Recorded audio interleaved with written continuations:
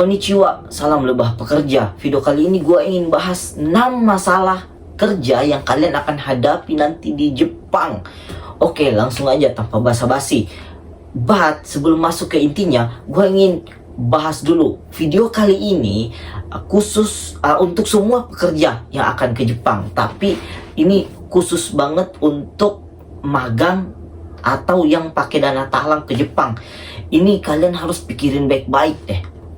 Oke, poin besarnya adalah sebelum ke Jepang tuh kalian harus perhatikan LPK, TSK, atau KUMI yang kalian gunakan untuk ke Jepang. Karena itu penting banget cu.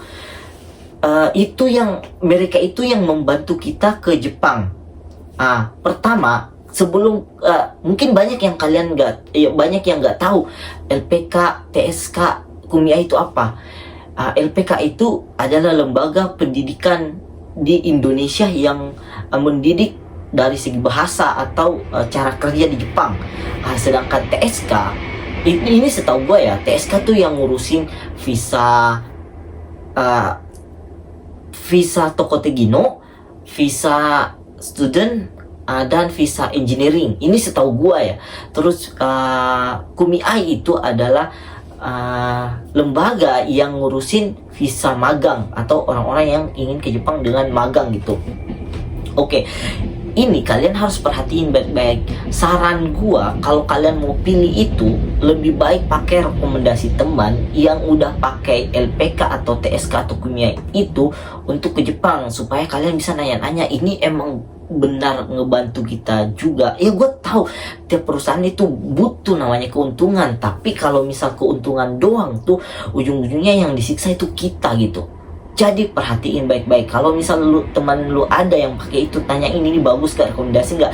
Kalau cuman perusahaan itu cuman ngincar keuntungan, secara tidak langsung itu akan jadi beban tekanan untuk kitanya nanti saat kerja di Jepang. Oke, langsung aja. Yang pertama, masalah yang kalian akan hadapi itu adalah gaji kadang tidak sesuai dengan kontrak kerja atau harapan kita di Jepang itu. Bahkan kontrak kerja nggak sesuai, pikirin karena kita sebutnya itu kadang dengan black company. Black company ini banyak melanggar peraturan. Gua banyak sih yang membahas tentang black company di Jepang. Bahkan teman gua juga yang saat ini udah balik ke Indo, dia dapat black company banyak gitu. Mungkin kalian bisa cari tahu dulu black company itu apa di Jepang. Jadi gaji di kontrak tuh berapa, terus yang kita terima berapa, belum potongan-potongannya. Kita cuma tahunya gaji besarnya doang. Oke, itu yang pertama. Yang kedua, itu adalah job desk-nya yang gak jelas menurut gua. Kita ditanya kerjaan kita tuh ini, tapi ternyata sebelum kerja, tapi ternyata pada saat kerja yang kita temuin adalah apa, kita disuruh ini, itu nggak masuk akal kenapa bisa.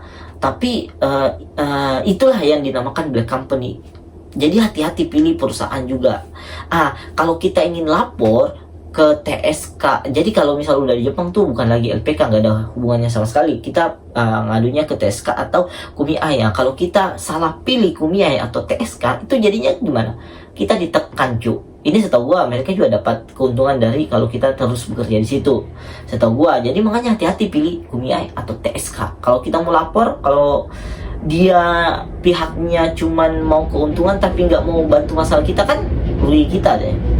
Selanjutnya tuh ada, dan juga ini overtime kerjanya. Jadi kita jam segini kita harusnya kerja sampai jam segini.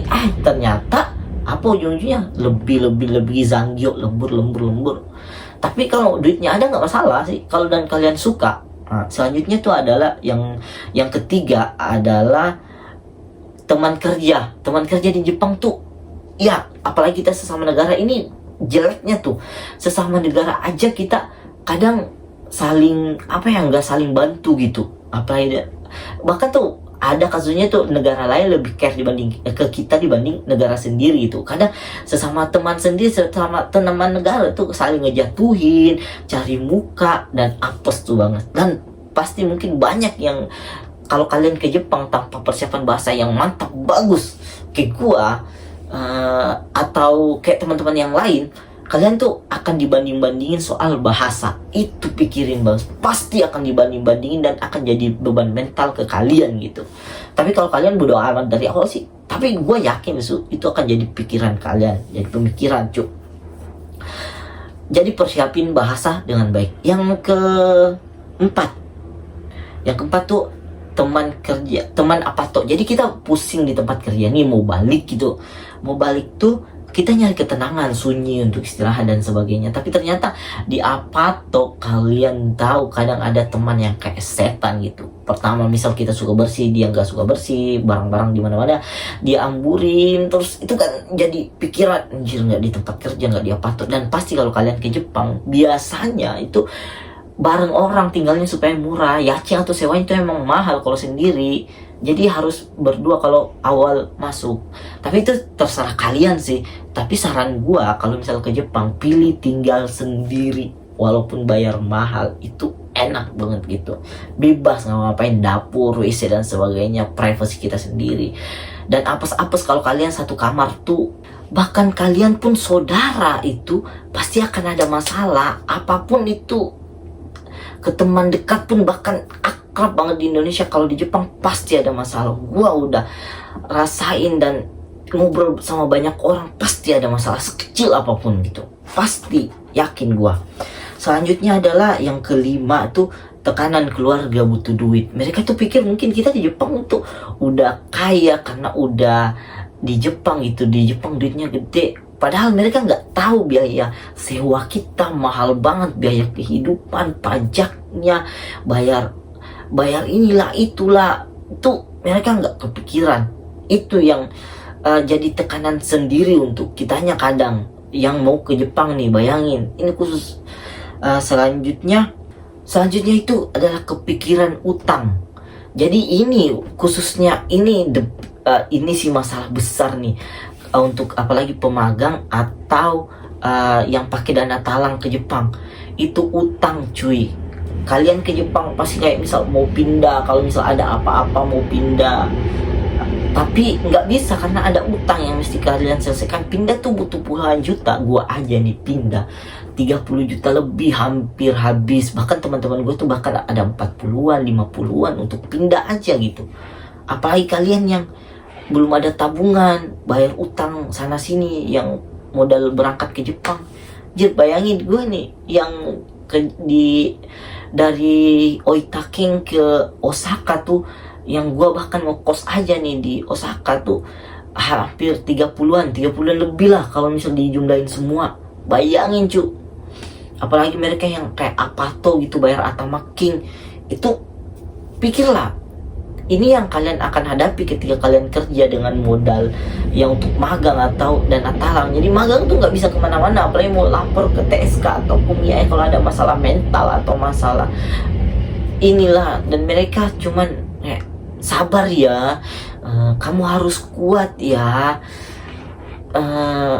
jalanin aja dulu. Padahal mereka nggak tahu besarnya tekanan kita. Mereka harusnya cari solusi untuk kita gitu. Itu yang bahaya banget gitu. Jadi itu mungkin videonya udah kepanjangan.